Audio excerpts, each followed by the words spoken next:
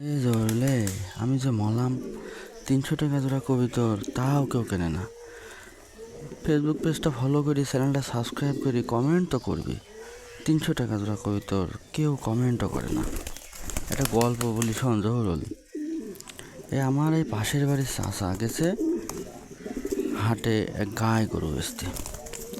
সে গায়ে গরুটা আইদু গরু, হ্যাঁ, বাচ্চা হয় না, একটু স্বাস্থ্যটা ভালো, পেটটাও একটু মোটা।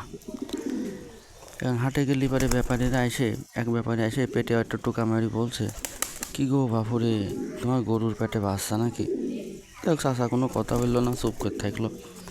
খানিক পর আর একটা ব্যাপারী এসে করছে, কি গো বাপুরে, তোমার এই গরুর পেটে বাচ্চা নাকি? তো চাষা হয়ে গেছে রাগ। চাষা তখন করছে, তোমরা যে কি বলো গো, আমার এই গরু কেউ কোনদিন ধরিনি, কেউ কোনদিন ছুঁইনি, কেউ কোনোদিন টাচ পর্যন্ত করিনি, আর তোমরা বলছো গরুর পেটে বাচ্চা নাকি? শোনো, গরু নিবা নাও, না নিবা না নাও, এ গরুর নামে কলঙ্ক দিও না।